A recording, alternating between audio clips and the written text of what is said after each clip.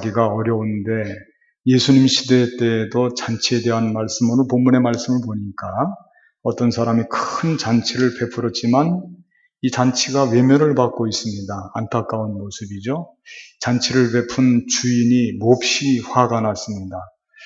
그런데 이 잔치를 베풀고 사람들을 초청한 그 잔치에 오지 못하는 사람들의 이유를 들어보니까 그 이유가 상당히 타당성이 있습니다. 어떤 사람은 잔치에 왜 못 왔느냐? 그랬더니 양해를 해달라. 왜 그러냐면 내가 밭을 샀는데 나가서 일을 해야 된다. 먹고 사는 문제가 달려있다 이거예요. 내가 지금 일이 급해서 하는 일이 많아서 내일을 놔두고 당신의 잔치에 참여할 수 있겠느냐. 내일이 급한 일이 많이 밀려 있는데 당신이 아무리 큰 잔치를 베풀고 나를 환대한다 할지라도 내가 지금 일이 많아서 못 가니 이건 양해를 해야 되지 않겠느냐. 그런 말씀이죠. 그렇게 지금 한 사람이 양해를 해달라고 지금 당부를 하고 있습니다. 미안하다 그런 뜻입니다. 또 한 사람이 나옵니다. 이 사람은 소 5결을 샀다고 그러는데 소 한 결이는 이 멍에를 2개로 해서 메고 가는 거니까 소가 한 10마리쯤 되겠죠. 소를 샀는데 소를 시험해 본다. 역시 그것도 일입니다. 일. 이 일 때문에 잔치에 참여할 수 없다. 그런 말씀이에요. 하는 일이 많고 바쁘다 이겁니다. 요즘 현대의 사람들은 아주 바쁩니다. 하루가 어떻게 돌아오는지 모르고 세월이 금방 지나가고 한 사람이 맡은 역할이 많고 많아서 그저 눈을 뜨면 일거리가 눈앞에 꽉 쌓여있는 그런 시대를 살아가고 어디 몸이 딱히 약해서가 아니라 일의 스트레스를 통해서 사람이 점점 병들어가고 있는 것이 오늘 우리들의 삶이거든요. 그 지금 일 때문에 첫 번째 사람도 두 번째 사람도 밭에 일이 있어서 밭을 사서 뭐 가지 못한다. 두 번째 사람도 소 때문에 가지 못한다. 세 번째 사람이 등장하는데 이 귀한 잔치에 나는 갈 수 없어. 이 사람은 좀 당당합니다. 양해를 구하지도 않고 미안하다는 이야기를 꺼내지도 않는 것 같습니다. 나는 갈 수 없다. 통보해 주는 것 같습니다. 왜? 이 사람은 장가를 들었답니다. 결혼 잔치를 했다고 하는 건지 결혼해서 지금 신혼초라고 하는 건지는 알 수가 없습니다. 어쨌든 장가를 들어서 둘이 신혼 살림을 하고 있는지 둘만의 시간을 그 어떤 것으로도 방해받을 수 없다. 아마 그렇게 해석을 해야 될지 모르겠습니다. 개인적인 삶, 개인적인 삶이 보장을 받고 싶어하는 그런 오늘 현대의 삶의 모습과도 많이 닮아 있죠. 아무리 상대방이 큰 잔치를 베풀었다 할지라도 내 삶을 보호받고 싶고 내가 하는 일에 내가 거기에 집중할 수 있는 그런 삶을 요청하고 있는 사람이 이 장가를 들어서 나는 갈 수 없다. 그렇게 지금 잔치를 거부하는 사람인 것 같아요. 여러분들 이 세 가지 종류의 사람들이 가만히 생각해 보면 멀리 있지 않고 바로 나의 삶과 밀접하게 관련되어 있다고 하는 것을 조금 인정을 해야 될 것 같습니다. 왜 그러냐면 나도 바빠서 나도 일 때문에 나도 내 재산 관리하느라고 나도 나에게 중요한 경축일이 있고 내가 축하해야 될 날이 있고 내가 챙겨야 되는 그런 삶의 부분이 있어서 그래서 잔치에 참여할 수 없을 때가 많이 있었기 때문에 이 세 명이 등장하는 사람들의 이야기는 결코 먼 사람들의 이야기가 아니고 바로 나의 이야기일 수도 있고 나의 변명일 수도 있다고 하는데 참 심각한 문제가 있어요. 이 잔치가 뭘까? 오늘 이 잔치의 이야기가 왜 나왔느냐면 하나님의 나라에서 떡을 먹는 사람들은 복되다. 그렇게 말씀을 했거든요. 예수님 떡을 먹는 자리에서. 그러니까 이 잔치는 하나님의 나라의 잔치예요. 또 예수님께서 마지막에 말씀하시기를 요절로 읽었습니다마는 사람들을 강권하여 데려다가 내 집을 채우라. 이 말씀을 볼 때 이 잔치집은 하나님의 집인데 오늘날로 말씀드리면은 교회죠. 성전입니다. 성전에서 하나님의 잔치가 이루어진다고 하는 거예요. 떡을 먹는다는 뜻입니다. 초대교회 때는 예배 때 성만찬을 했기 때문에 떡을 먹는 것과 뗄 수가 없었죠. 예배는. 그러면 이 잔치가 뭘까? 이 잔치는 역시 하나님의 집에서 성전에서 이루어지는 예배와 깊은 관계를 맺고 있습니다. 그 예배라고 해도 맞습니다. 예배예요, 예배. 그 예배를 드리자 이거예요. 예배에 초청을 했다는 뜻입니다. 그런데 문제는 삶의 중요한 문제들과 얽혀져 있어서 예배의 자리가 외면을 당하고 있다는 말씀이에요. 이야기를 들어보면 다 고개를 끄덕일 수밖에 없어요. 아니, 먹고 사는 일 때문에 그랬다는데, 먹고 사는 일 때문에. 내 재산 관리 소를 사서 그랬다는데, 오늘 주일이기도 하지만은 나에게 볼 때는 나 결혼 기념일이야. 나 여행 가야 된단 말이지. 나 오늘 칠수냐, 팔수냐. 그날도 교회 가야 돼? 가서 예배 드려야 돼? 지금 여기에 이유로 이야기할 때 이 이유들이 상당히 타당한 이유들이에요. 우리가 꼭 이야기할 수 있을 이유들이에요. 더군다나 오늘 같은 날은 오늘 그래도 우리 용산제일교회는 자리가 꽉 차서 감사합니다. 역시 여러분들은 제일 믿음이 좋은 분들이에요. 오늘 저는 교회 예배 자리가 텅 비면 어떡할까? 너무 걱정을 했어요. 아팠어요. 일부 예배 때까지도 그랬어요. 일부 예배 때 지난주보다 절반이 못 나오셔서 예배를 드렸는데 오늘 2부 예배 때는 어떨까? 막 마음이 졸여지는 거예요. 그런데 메르스 그까이까 교회가 병을 고쳐주는 곳인데 교회 가면 메르스 같은 거 뚝 떨어지지? 응? 바이러스?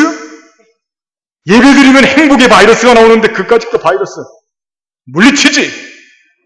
하고 믿음을 갖고 여러분들이 나오셔서 지금 예배 자리가 꽉 찼습니다. 지금 우리 교회는. 응? 지금 저기 어떤 교회는 예배 자리가 비어있대 조금. 저기 어떤 교회는 그렇대요. 여러분들 이렇게 우리가 상황에 따라서 우리에게 정말 이유를 대자면 그 이유를 어쩔 수 없는 이유를 댈 수 있는 일들이 많이 있어요. 그러면 잔치를 초청한 이 주인은 그래도 마음이 너그러운 분 아닙니까? 사랑이 많으신 분 아닙니까? 그러면 그분께서 아 그래요.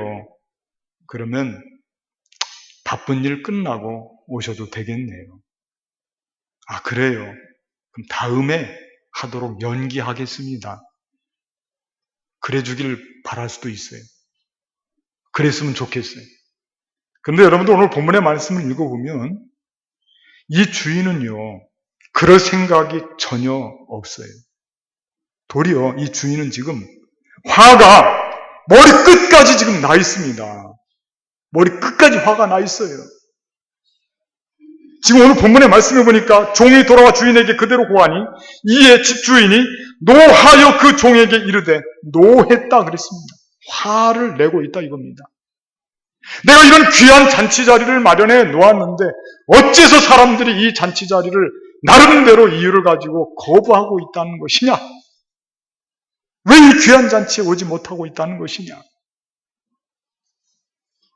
우리가 얼른 생각하면 이 주인이 옹졸한 분 같고 이 주인에 동의해주고 싶지 않고 그럴 거예요. 그럴 거예요. 주인님, 잔치를 청하신 분에게 당신이 나 같은 위치에 있다면, 나 같은 형편이라면 당신이 그래도 예배에 참여할 수 있겠어? 하고 도전적으로 반문할 수도 있을 겁니다. 그게 오늘 본문의 상황이에요.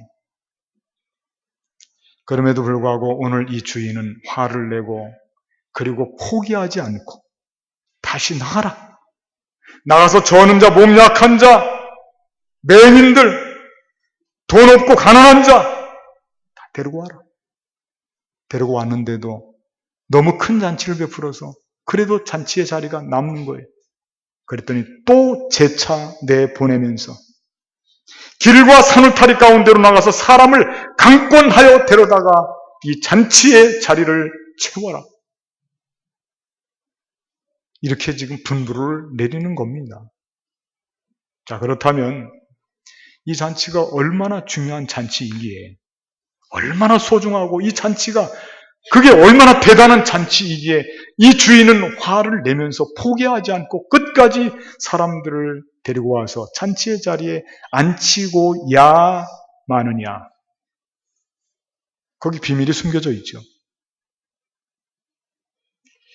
오늘 이 주인의 마음을 우리는 깊이 묵상을 해야 됩니다. 이 잔치는 아까도 말씀드렸습니다마는 다른 잔치가 아니고 하늘의 천국 잔치로서 하나님의 집 성전에서 이루어지고 있는 예배의 자리가 잔치예요. 예배는 잔치입니다. 저를 한번 따라하고 예배는 잔치다. 예배는 최고의 잔치예요. 근데 사람들이 마다하는 거예요. 잘 몰라서 그래요. 판단이 바로 서지 못하고 잘못 생각해서 그렇습니다. 이 최고의 잔치에 나오신 저도 여러분들도 지금 가장 주님께서 주시는 축복을 누리고 있는 줄로 믿습니다. 여러분들은 지금 주인공들이에요. 최고의 잔치에 나오셨습니다. 다 물리치고.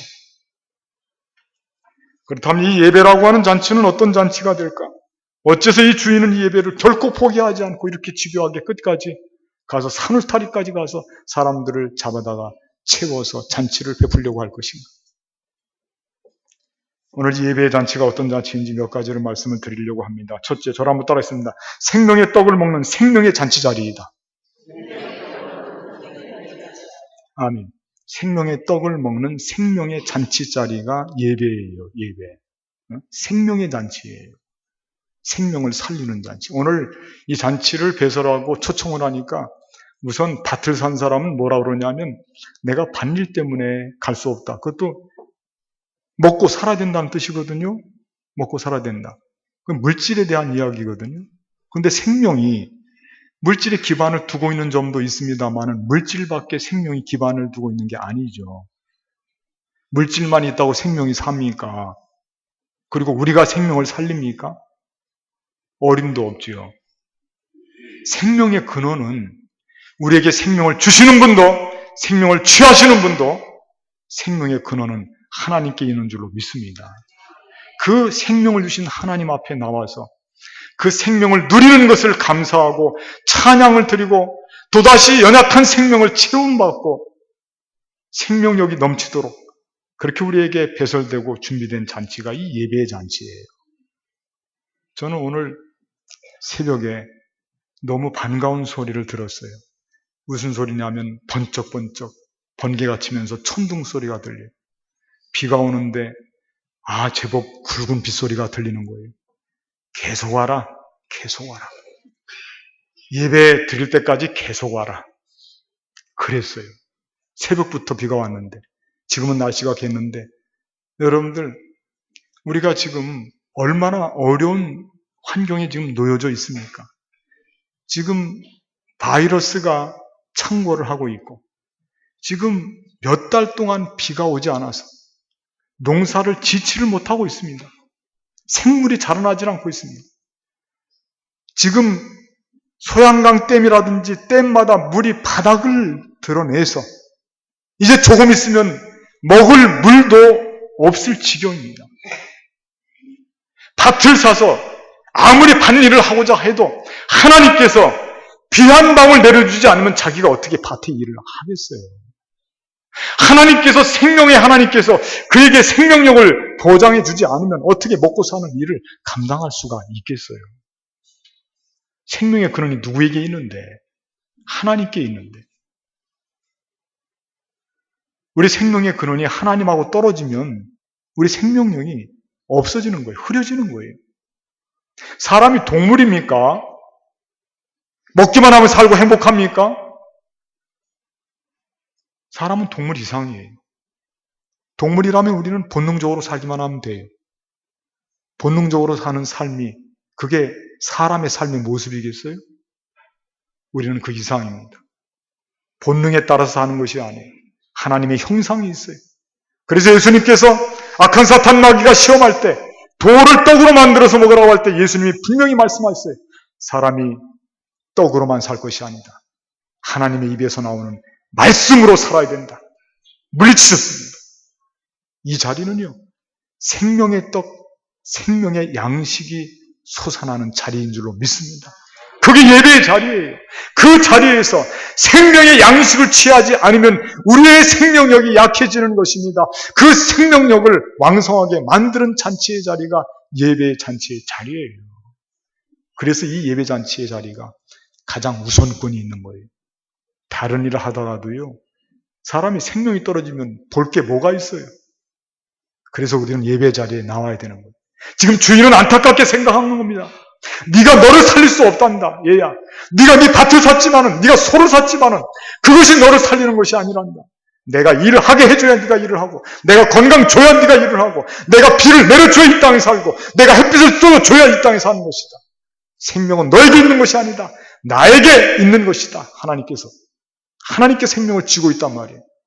그 생명을 쥐고 있는 하나님 앞에 나와서 그분과 교제하면서 생명력이 넘쳐나는 시간이 예배 시간이요, 예배의 축제 시간인 줄로 믿습니다. 그래서 우리가 예배를 소중히 여기는 거예요. 빼앗길 수 없어요. 예배를 다른 어떤 것에 빼앗겨서도 안 됩니다. 두 번째 예배는 어떤 잔치냐면, 저를 따라하겠습니다. 조건 없이 은혜를 받는 은혜의 잔치 자리이다. 그렇습니다. 생명의 잔치 자리일 뿐만 아니라요, 은혜의 잔치 자리예요. 오늘 말씀 보면 재미있어요. 왜 그러냐면 잔치가 이상한 잔치예요. 원래 잔치는 일가 친척을 부릅니다. 아는 사람이에요. 친한 사람이에요. 그리고 친구들을 부릅니다. 다 일면식이라도 있는 사람들을 부르는 거예요. 아무 알지도 못하고 별로 관계도 없는데 그냥 아무나 길거리에서 만나서 나 잔치 배부니까 와라. 그러는 잔치는 별로 없어요. 그런 잔치가 세상에서는 없다니까요. 잔치를 베풀면 제일 아끼는 사람들부터 초청장을 보내지 않습니까? 그리고 초청장을 받지 않으면 잔치에 가기가 좀 뻘쭘하잖아요. 어떻게 갈 수 있어요? 초청하지도 않는데. 초대받지 않은 손님이다 생각하면 자존심도 상하고. 그런데 오늘 이 잔치의 특징은 뭐냐면 그런 사람들을 위한 잔치가 아니에요. 그냥 튀어져 있어요. 아무나 오라 이거예요. 그냥 주고받는 잔치가 아닙니다. 주기만 하고 베풀기만 하는 잔치입니다. 그래서 은혜의 잔치예요. 이 예배는요, 베풀기만 하는 거예요. 그런데 이 오늘 본문 말씀에 마태복음의 병행 구조를 찾아보니까 대체 이 잔치가 어떤 잔치일까? 거기에서 표현하고 있는 잔치는 아들 되는 신랑 아들을 위한 혼인잔치래요. 이 잔치가요. 혼인잔치. 아들을 위한 혼인잔치래요. 하나님께서 독생자 예수님을 통해서 베푸는 혼인잔치다 그랬는데 그 말씀의 뜻을 가만히 생각해 보니까 이 예배는 그런 거구나. 하나님이 독생자로 보내주신 예수님을 만나고 영접하고 그분을 받아들임으로 해서 우리의 신랑 되시는 예수님 안에 내가 거하고 그분과 내가 함께 살겠다고 하는 그런 신앙의 고백이 만들어지는 자리가 예배의 자리구나. 내 마음의 문을 열고 예수님을 영접하는 자리이구나. 하나님께서 최고로 베푸신 은혜가 있는데 그 은혜는 다른 분이 아니고 바로 예수님인데 그 예수님을 내가 맞이하는 그런 잔치 자리가 예배의 자리이구나. 여러분, 이렇게 하나님께서 우리에게요, 다른 어떤 것보다도 아들을 주시는 그런 은혜를 베풀어 주셨거든요. 그리고 그 아들을 여기서 만나게 하는 거거든요. 지금 이 시간에 우리가 예수님을 신랑으로 맞이하는 시간이에요. 우리 마음 문을 열고 그분을 맞이해서 영접하고 그분과 함께 동고동락하겠다고 믿음으로 고백하는 시간이에요. 그게 이 예배 시간이에요. 그런 이 예배 시간이 하나밖에 없는 독생자 예수님을 우리에게 신랑으로 주신 하나님, 그 은혜를 어떻게 갚아요? 그 은혜를 지금 받고 또 받는 시간이에요. 지난번 부활절 전에 우리 교회에서 총력 전도를 했어요. 그래서 오후 예배 동안 6주 동안 오후 예배에 다른 예배를 드리지 않고 새가족 환영 예배를 드렸어요. 전도자 환영 예배를 드렸어요. 여러분들도 지금 다 기억하고 있을 거예요. 인사를 해야 되는데 어떻게 인사를 할까 고민이 되었어요. 새가족이 많이 왔을 때는 여러분들 오후에요. 전도 2시간 나갔는데 새가족이 많이 올 때는 6명이나 되는 사람들이 여기 앞에 와서 새가족이 전도를 6명이나 했단 말이에요. 어떤 때는 1명도 전도를 못했어요. 그날 따라서 제가 이상하게 마음이 약해져서 눈물이 났어요. 눈물을 보고 우리 성도님들이 저를 안아주었어요. 그리고 너그신 걱정 말아라. 어떤 집사님은 찬송까지 부르고 격려를 했어요. 그 다음 주에 6명을 전도했는데 이 앞에가 꽉 찼어요. 어떻게 인사할까? 앞에 통로로 우리 성도님들을 다 나오게 했어요. 그리고 여기 계시는 오늘 교회 처음 나오신 이분들, 여러분들이 그리스도의 심장으로, 예수님의 심장으로 이분들을 안아주십시오. 인사하십시오.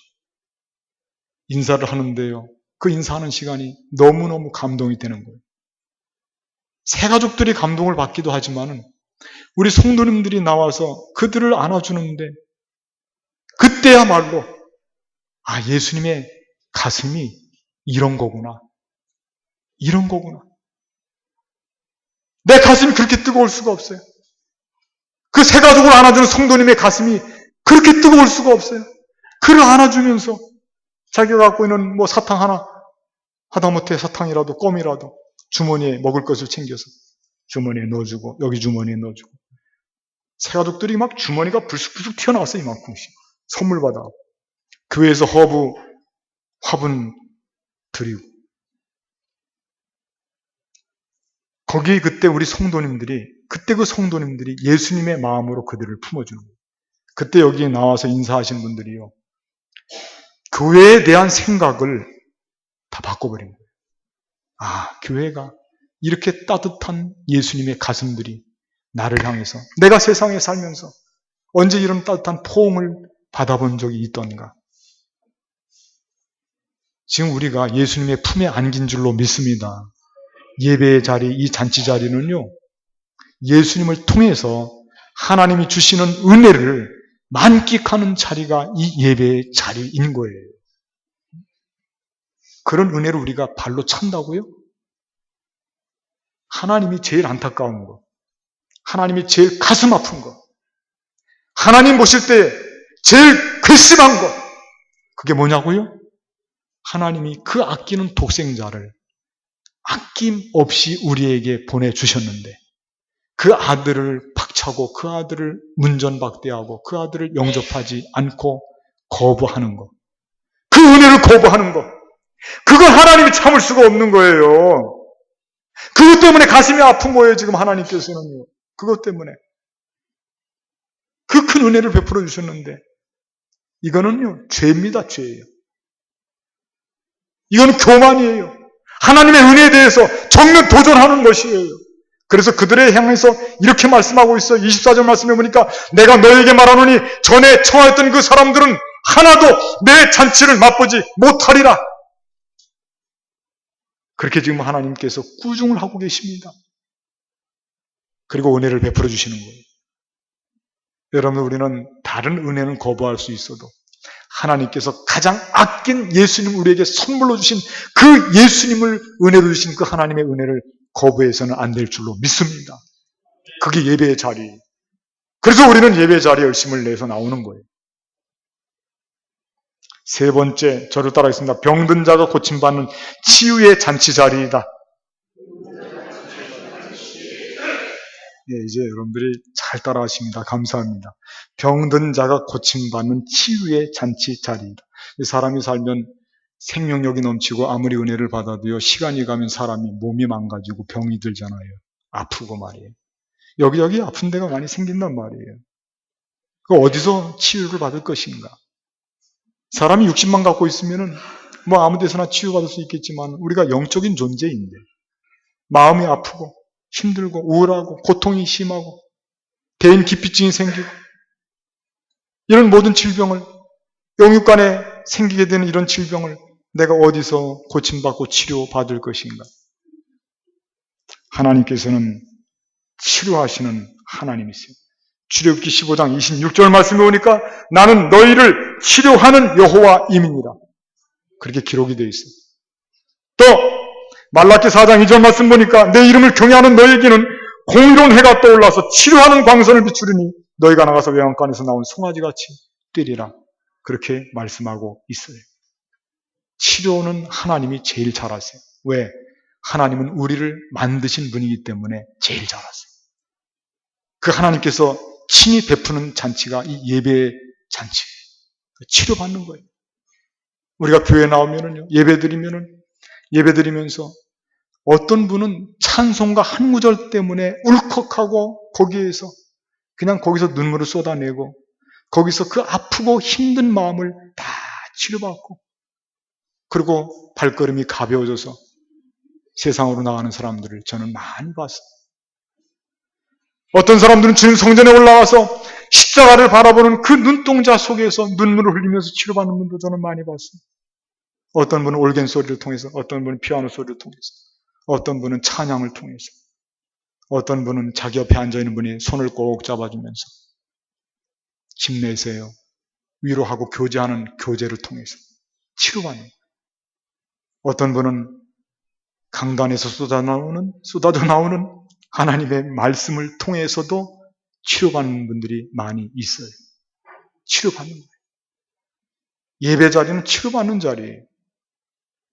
어떤 청년이 22살 먹었는데 이 청년이 큰 고통을 당했어요. 6살 때 부모님께로부터 버림을 받고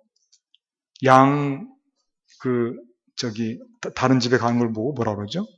양자로 가게 됐는데 그 양 부모님이 잘 키워야 되는데 그런데 너무 심하게 구타를 하고 혼을 내고 길을 꺾어놓고 막 매일마다 맞는 거예요. 그 어린아이가 가슴이 점점 멍들어가고 육신도 멍들어가지. 그리고 그가 자라면서 12살쯤 되었을 때 그 마음속에 나를 낳아주신 부모님 내가 가만 놔두지 않을 것이다. 12살 때 그의 품에서 칼을 갈기 시작했어요. 내가 크면 반드시 나를 낳아준 부모님을 반드시 내가 해치고 말 것이다. 점점 커갔어요. 그런데 나이 20살이 넘어갔는데 병이 생겼어요. 가슴에 아픔을 그대로 갖고 있으면 병이 생기죠. 위가 썩어 들어가는 거예요. 반을 잘라냈습니다. 그리고 6개월 뒤에 지나갔는데도 또 썩어져 들어가는 거예요. 또 반을 잘라냈어요. 4분의 1밖에 20살 청년이 위가 4분의 1밖에 남지 않았다니까. 그래서 내과에서 치료를 하다가 판정을 내렸어요. 이건 내과 치료가 아닙니다. 이건 정신과 치료입니다. 나중에 보니까 금방 드러나죠. 그 마음속에 응어리가 있고 분노심이 있고 원수 갖고자 하는 그 마음속에 미움과 증오가 가득 차 있어요. 그래서 부모님을 만나게 해야 되는데 연락이 되지 않는 거예요. 그런데 어떻게 해서 부모님을 만나게 됐거든요. 근데 이 부모님이 교회를 다니고 있어요. 근데 이 부모님이 교회에서 소문이 났어요. 어떤 소문이 났냐면 울보 집사님이에요. 울보 집사님. 왜 그런가 그랬더니 자기가 어렵고 힘들 때 몇십 년 전에 10몇 년 됐겠군요. 그때 자기 아들을 다른 사람에게 줬던 그 사실이 그게 마음에 찔렸어요. 그래서 교회 오기만 하면 그것 때문에 눈물 흘리면서 기도를 하고 있는 거예요. 그래서 찾아보니까 자기 어머니의 별명이 눈물 집사님이에요. 눈물 집사님. 그 교회를 갔어요. 그런데 그날도 가서 예배를 드리는데 마침 어디서 흐느끼는 소리가 들려. 그거 보니까 자기 어머니가 흐느껴서 우는 거예요. 용서해달라고. 그래갖고 이 증오심이 가득 찼던 이 청년이 말이에요. 그 예배를 드리는 그 자리에서 용서를 빌고 기도하는 눈물의 기도를 드리는 어머니를 바라보면서 자기도 모르게 십자가를 바라보니까 자기를 용서해주는 예수님, 어머니가 떠올라서 그 예배 자리에서요. 거기에서 그냥 한 방에 고침받았어. 한 방에. 그 고통이 한 순식간에 그냥 위에 있던 고통이 막혔던 게 쫙 내려가면서 그렇게 시원하고 속의 통증이 사라지는 거예요. 그리고 이 청년이 다시 소생하기 시작해서 치료받고 그리고 건강한 사람으로 되어서 마음도 고치고 육신도 고치고 어디 자리에서? 예배 자리에서 한 가지 더 말씀드립니다. 이거 실화입니다. 실화. 미국에 있었던 일인데 아주 예쁜 자매가 예배를 아주 신실하게 드리는 자매인데 다리가요, 왼쪽 다리가 5cm가 짧아요. 5cm가. 왼쪽 다리가. 그렇지만은 이 자매는 늘 예배를 드리고 성격이 변하지 않고 밝고 아름다운 성격의 소유자예요. 그런데 어느 날은 예배를 드릴 때 부흥회가 됐어요. 이 예배 자리에 참석했는데 그날 따라서 이 마음속에 자기가 갖고 있는 소원하는 기도의 제목을 내놓고 기도하는 그런 시간에 기도를 하고 싶어요. 하나님, 저는 왼쪽 다리가 5cm가 짧아서 절뚝거립니다. 하나님, 이 다리 고쳐주십시오. 기도를 했대요. 근데 그 기도를 하나님께서 받아줬겠어요? 안 받아줬겠어요? 빨리 대답해봐요. 안 받아줬으면 제가 이렇게 이야기하겠어요? 안 받아줬으면 없는 이야기 만들어내겠어요? 받아준 거예요. 기도 중에 전기 불꽃이 튀는 것 같으면서 신경이 이상한 느낌이 들면서 여기가 확확거리면서 말이에요. 응? 뭐가 꼬부러져 있는 게 펴지는지 숨어있던 게 다시 늘어나는지 그래갖고 5cm가 자랐어. 거짓말이 아니에요. 거짓말. 그리고 이 소녀가 자라서요. 누가 됐느냐 하면 미국의 1979년 9월 6일 미국 제52대 미스 아메리카에 선발된 셀 프레이드라고 하는 여성이에요. 셀 프레이드. 한번 찾아봐요. 제가 거짓말 하는지. 응? 실화라니까 실화. 예배는 치료하는 역사가 있는 줄로 믿습니다. 치유가 되는 거예요. 예배를 통해서. 예배는 치유의 잔치 자리예요. 살면서 어렵고 힘들고 마음이 훌쩍하고 고생스럽고 내 마음 누구에게 털어놔요 지금요. 예배 자리에서 하나님께 기도드리고 주님의 품에 안겨서 주님의 위대하신 치료의 손길에 우리가 노임받게 되면 우리가 갖고 있는 어떤 질병이라 할지라도 다 고침받게 될 줄로 믿습니다. 이런 잔치 자리를 우리가 어떻게 거부합니까? 이 잔치 빨리 나오고 다른 어떤 것보다도 우선적으로 챙겨야 될 줄로 믿습니다. 예배잔치에 열심히 참석해서 우리 모든 인생의 길이 잔치로 풍성한 삶이 되기를 주님의 이름으로 간절히 부탁을 드리겠습니다. 기도하겠습니다.